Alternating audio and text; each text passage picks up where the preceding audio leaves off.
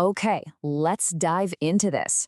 We all know we're supposed to drink water, right? But what actually happens to your body if you just completely stop? Well, we are about to look at the ultimate biological countdown. This explainer is going to walk you through the exact step-by-step physical breakdown of the human body when it runs out of its absolute most vital resource. So, is your brain actively trying to save your life right at this very second? The answer is a massive yes.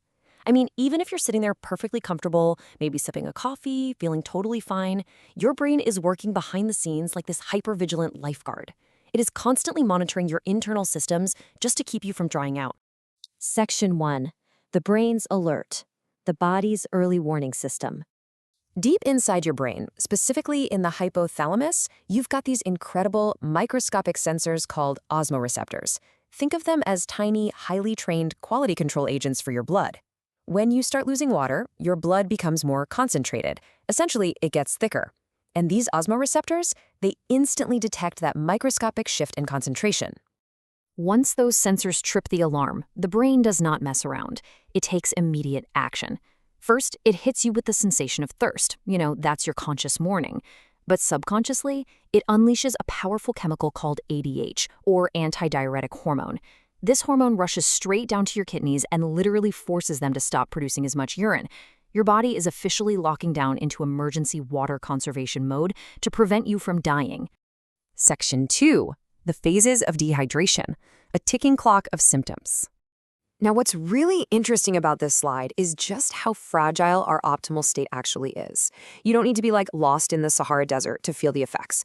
A mere 1 to 2% drop in your body's hydration is enough to instantly compromise your brain. Your attention span drops, your focus totally shatters, and you start making these weird little cognitive errors. Which brings us to the mild phase. This is where the early warning signs really begin to set in. You feel overwhelming thirst. Your mouth goes totally dry because you literally lack the moisture to produce saliva. Your urine turns this dark, dark amber as your kidneys hoard every single drop of water, and a heavy blanket of fatigue sets in. Basically, your body is slamming on the brakes to conserve energy. But if the water doesn't come, we enter the moderate phase. And wow, things take a terrifying shift here. Your normal fluid blood literally turns into thick sludge. Because there's just less liquid volume, it becomes highly viscous. And to push this thick sludge through your veins, your poor heart has to race completely out of control. Your blood pressure plummets, you get dizzy, and your brain just throbs with a massive headache. Then we hit the severe phase. And guys, this is the absolute red zone. The blood flow to your brain is so unbelievably poor at this point that mental confusion totally takes over. You might hallucinate or just completely lose your grip on reality. Fainting is basically imminent. And beneath the surface, the initial onset of total organ failure has officially begun. The body is prepping to completely shut down. Section 3. The collapse of organs. What stops first? Let's walk through this brutal domino effect, step by step.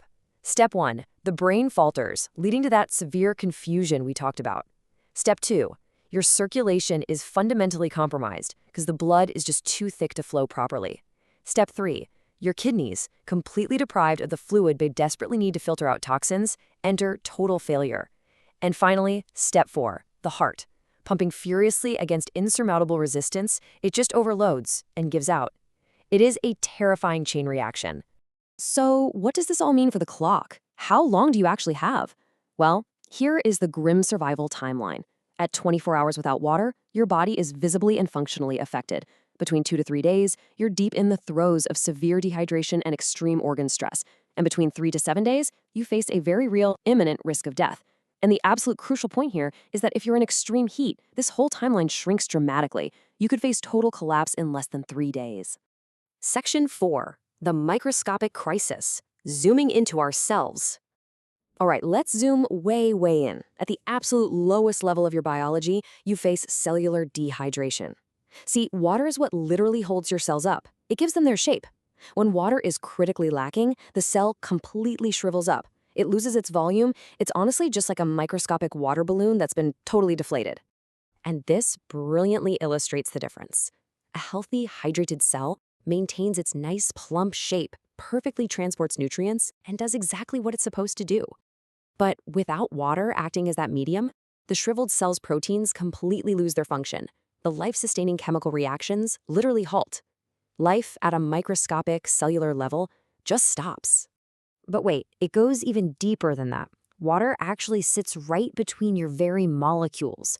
Without it, the structural stability of your DNA begins to fail. Yeah, you heard that right. Without water, the foundational blueprint of who you physically are just stops working correctly. Mind-blowing, right? Now, keeping all of this desperate biological need for water in mind, I want to ask you a wild question.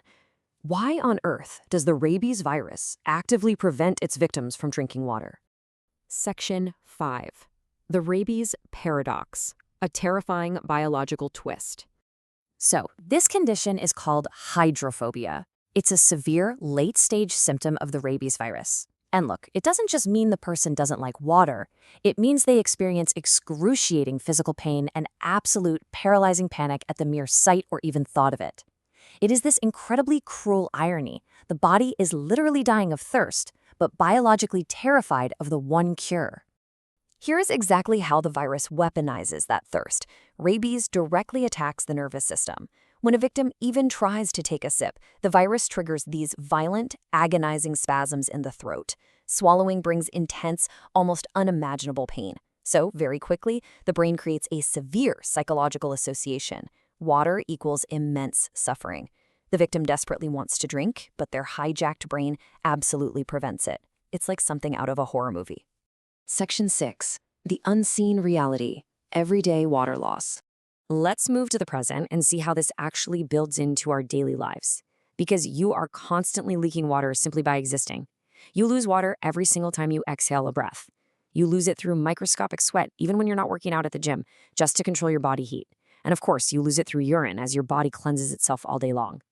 So, what's the big takeaway here? Well, the overarching lesson from all this data is pretty profound. Water isn't just, a beverage you have with lunch. It is the ultimate essential molecule. It acts as the coolant that stops our internal engine from overheating, the structural support that keeps our very cells from collapsing, and the literal stage where every single chemical reaction that makes life possible takes place. Science is still actively studying the absolute limits of human survival and exactly how long-term dehydration changes the brain.